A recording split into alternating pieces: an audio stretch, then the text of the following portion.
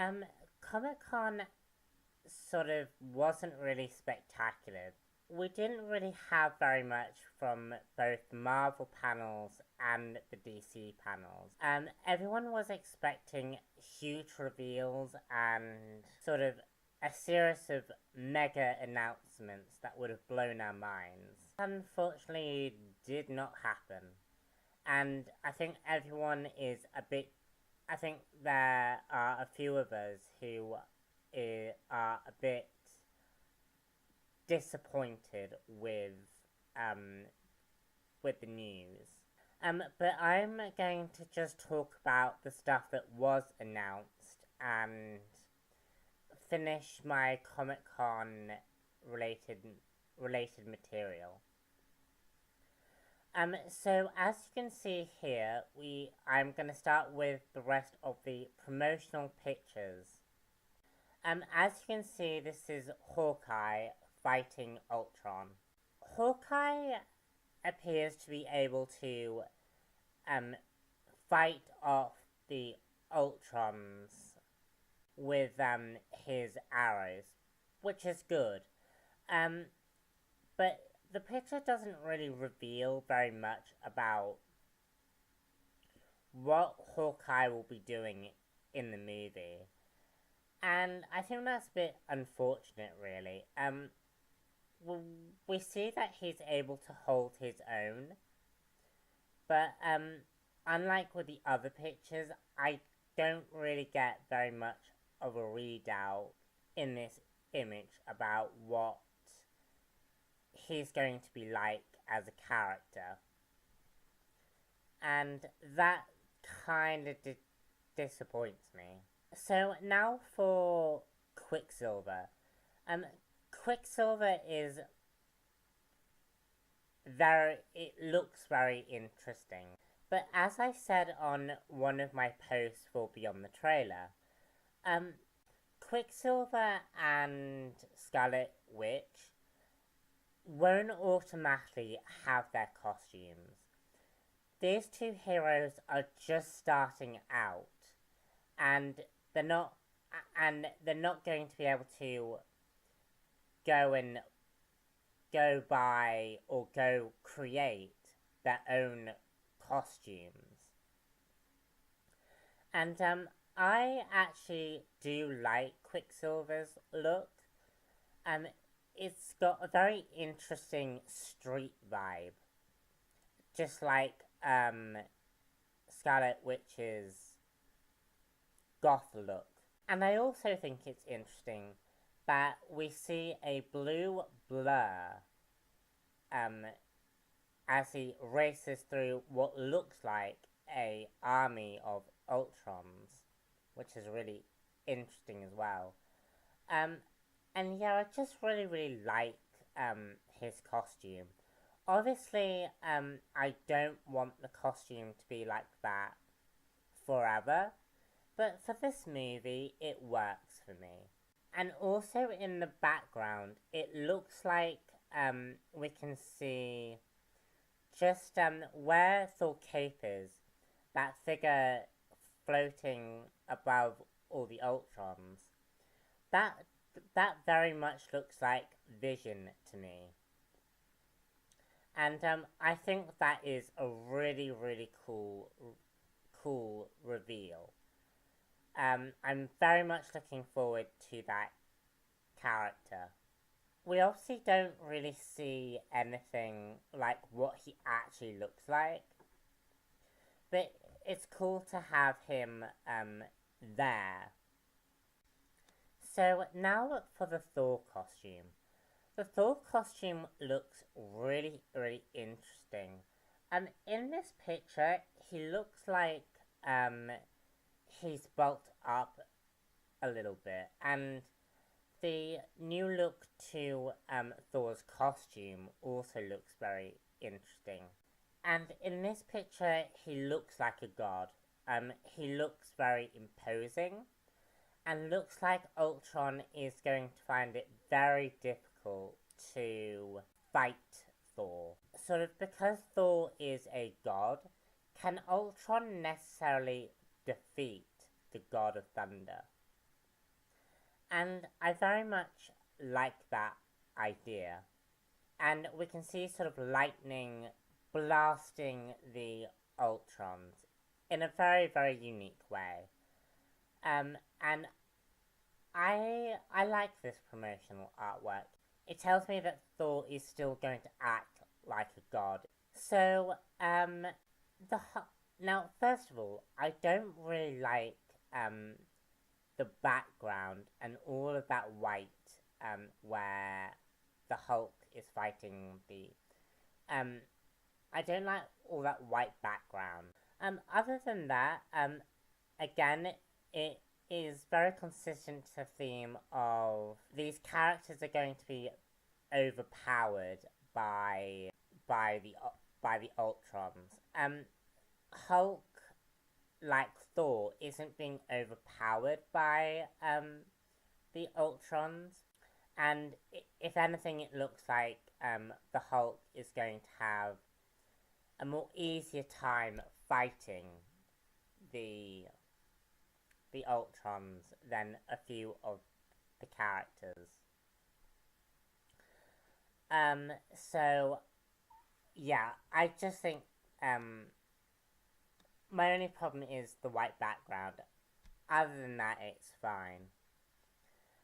Now for the all of the images in all together. So putting all the images together, we see just a really, really good display of art. We see all of the Avengers. We see basically the Avengers just fighting this Ultron army. And I will say I really, really like this image. It shows the Avengers just being again, as I've said, being overpowered by this Ultron army. Yeah, I do. I really, really like this image. Giving us a good taste of what this film is going to be like. So in this image here, we see Black Widow holding Captain America's shield and riding an electric bike, part of a bit of a product placement in the movie. I like the fact that Joss Whedon and the Marvel Cinematic Universe is really pushing Black Widow as a character. Joss Whedon is definitely using Black Widow as his Buffy-esque character for the Marvel Cinematic Universe. And I think it's good that they're pushing this character because Avengers proved and Captain America Winter Soldier proved is that Black Widow is a very, very good character. And I'm happy that they're pushing a female character who in a big, big budget film. And I think that's just really, really good. Marvel did not announce that there would even be a Doctor Strange movie. But Joaquin Phoenix has been is in the talks to play Doctor Strange. A lot of us were expecting that this was going to be a big reveal at Comic Con, that we would get a Doctor Strange movie. But Marvel did not deliver on a Doctor Strange movie, which was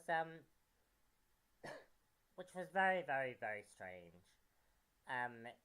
In fact, the only thing that was revealed was that Guardians of the Galaxy 2 was announced for 2017.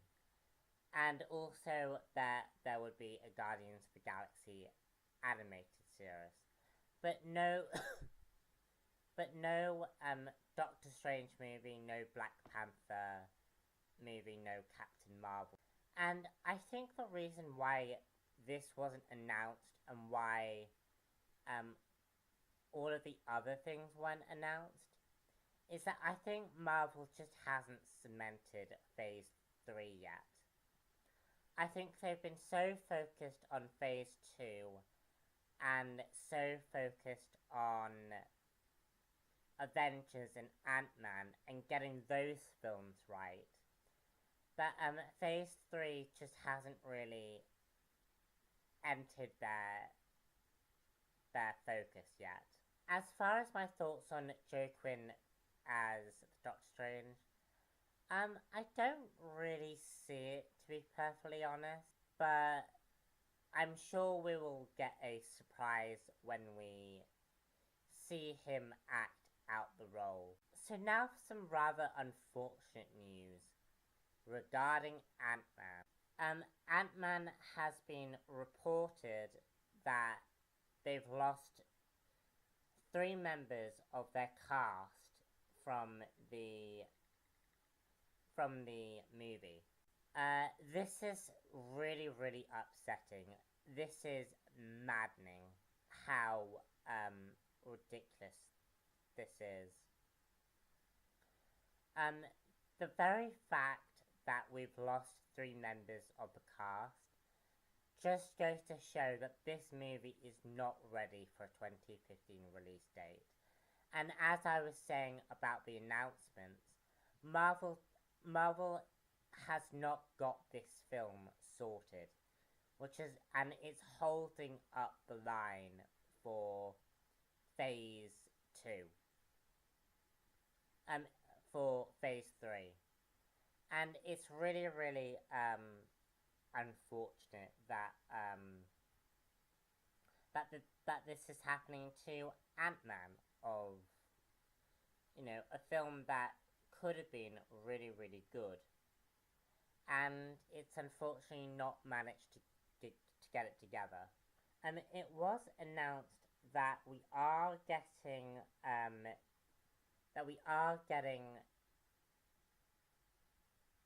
2 more additions to the cast. We have our villain, and we have an entirely new character in Marvel, which we've never seen before. Hope Van Dyne has been revealed to be in the movie. So basically, we are getting a character called Yellow Jacket. Now, Yellow Jacket in the comics was Hank Pym, I think. At least according to Earth Mightiest Heroes. This was one of the personas that Hank Pym used to use. But it's revealed that Yellow Jacket is going to be a villain in the Ant-Man film. And the villain is called Corey Stroll. We also have Evangeline Lilly playing Hank Pym's daughter, called Hope Van Dyne. And I think Hope Van Dyne is supposed to be based on a comic book character called Hope Pym, who is basically Wasp and Hank Pym's daughter.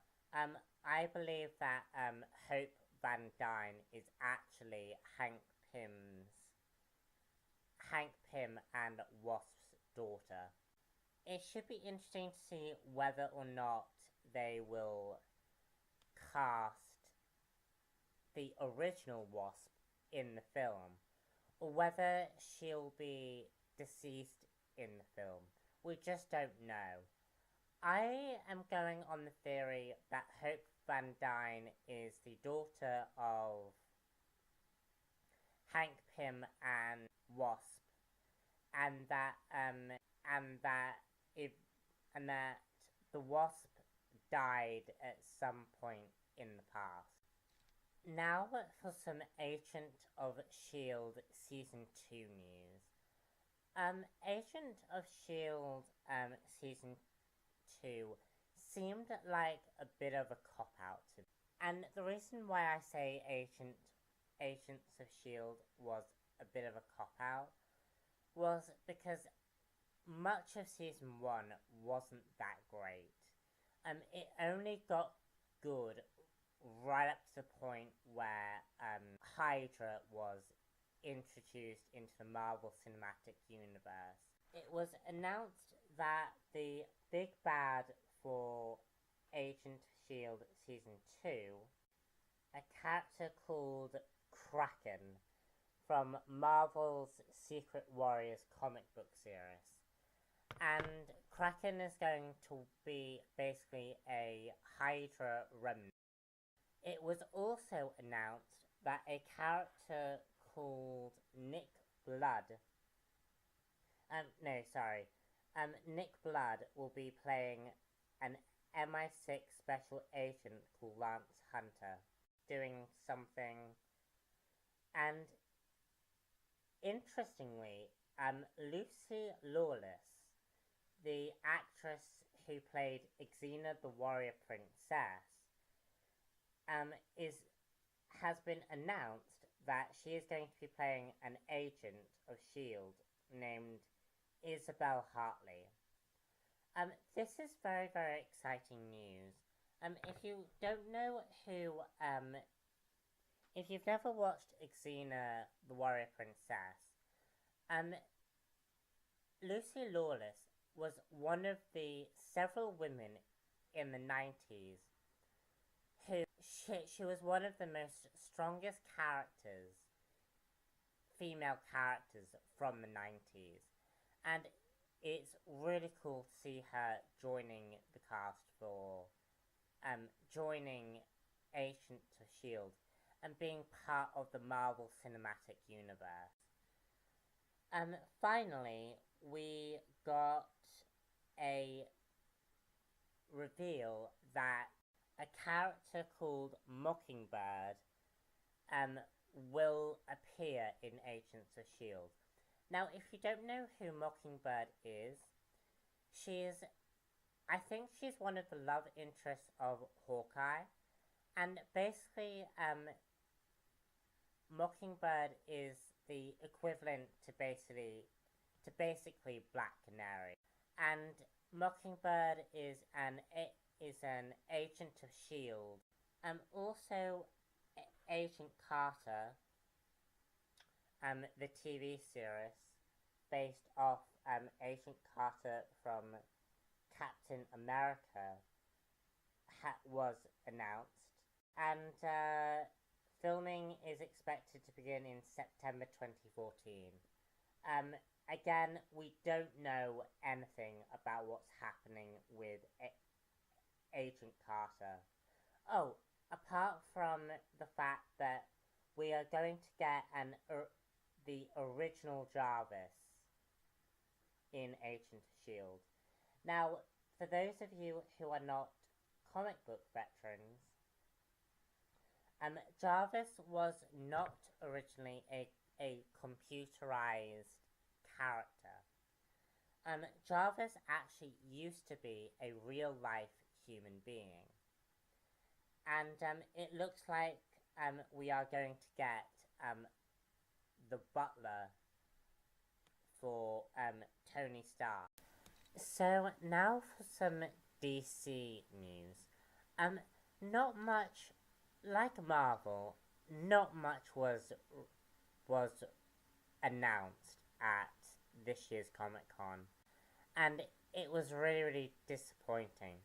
But unlike Marvel, DC has a reason for not announcing their titles. DC is Warner Brothers is just starting to get the DC Cinematic Universe off the ground. We've had Man of Steel, Dawn of Justice is still in is still shooting, and there isn't anything to reveal in you know for this series yet. Because if Dawn of Justice tanks, Warner Brothers won't release any movies. So a lot of stuff is riding on the case that the DC Cinematic Universe wins. So, as you can see in front of you, we have the first reveal of Gal Gadot as Wonder Woman.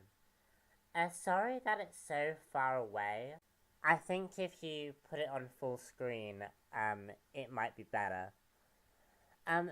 My overall impressions of Gal Gadot as Wonder Woman is she looks good.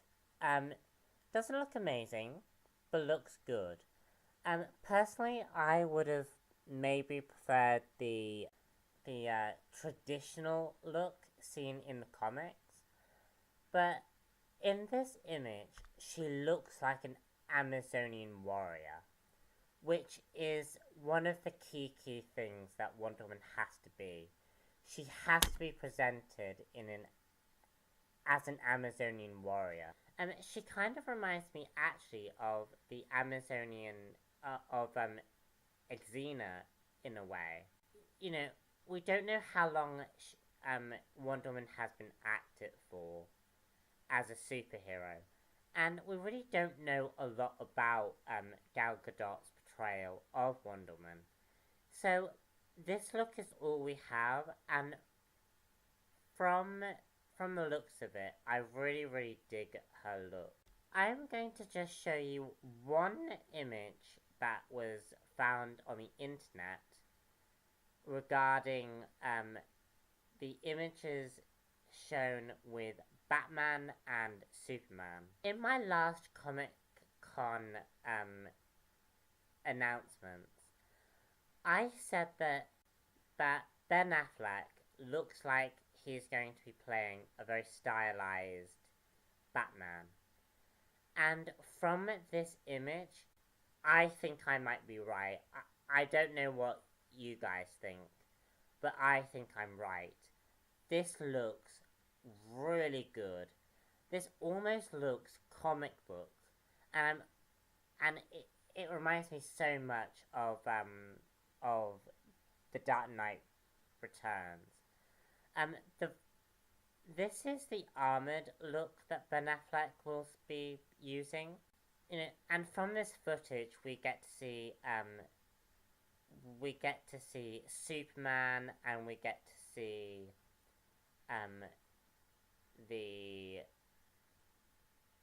Batman symbol, and the whole look of this. I don't know whether it's just the footage itself and whether it's just the camera being used, but it just looks so stylized, and that impresses me a lot. I like the look of the stylized look to it. So in other news, apparently The Rock is going to be playing Shazam, although again the movie has not been officially announced. I see it. I like the fact that DC is playing the multi-racial aspect of these characters. Also, the Argo screenwriter is in talks to do Justice League, which is good. Some DC animated news has been announced as well. In 2015, we are going to be getting Justice League Throne of Atlantis, which centers on Aquaman, and it's going to be based off the New 52 title, the New 52 story of the same name. So that's cool. we're also going to get a sequel to The Son of Batman titled Batman vs. Robin. This is an interesting title, and it's apparently going to be loosely based off The Court of Owls. This is an interesting choice. I would have rather have just seen a straight up Court of Owls story rather than see Batman fight his son.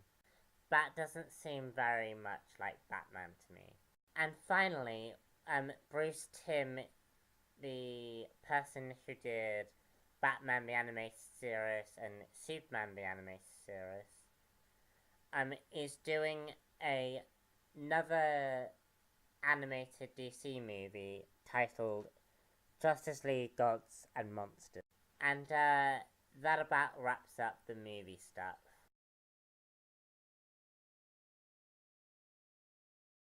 So, whilst we didn't get a lot of DC news or Marvel news, we got a lot of TV news, particularly with Arrow and Constantine. The DC TV shows definitely saved the DC parts. The Arrow trailer came out, and I've gotta say the trailer for season 3 looked really good. It's definitely got a very interesting tone to it. The Hong Kong elements in the trailer do look like we're going to see Oliver try and return to civilization. And I think this is the calm before the storm, where we see a possible turning point for Oliver's character in flashbacks. I think we'll definitely see after, during season 3, Oliver becomes the man we saw in season 1. Also, love the fact that Black Canary returns. I don't know if Sarah Lance is obviously going to have I don't know if Black Canary is going to be a main staple, as she was in season 2. But I like the fact that she's still a part of this story. She hasn't just gone. She's a part of this story, and I really like that. We also get a brief glimpse of Arsenal. As I said in my first Comic-Con video about the Arrow, about Arsenal's costume, I don't know why they aren't calling him Red Arrow.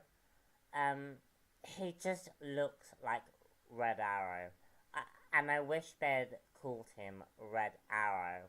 We also look like we're going to see a conflict with Diggle and Oliver, and I think we're gonna get Diggle becoming a father play a key role this season. We'll also see Oliver and Felicity go on a date. This pairing has been... People seem to want this pairing. I kind of liked the fact that they were friends. I don't really like the fact that Felicity is going to be a love interest for Oliver in season 3. Because we all know it's not gonna last, and I think it's just unfortunate, really. I think they would have been better friend lovers. It was also revealed that Felicity may take on an Oracle role, which means we may have a Birds of Prey in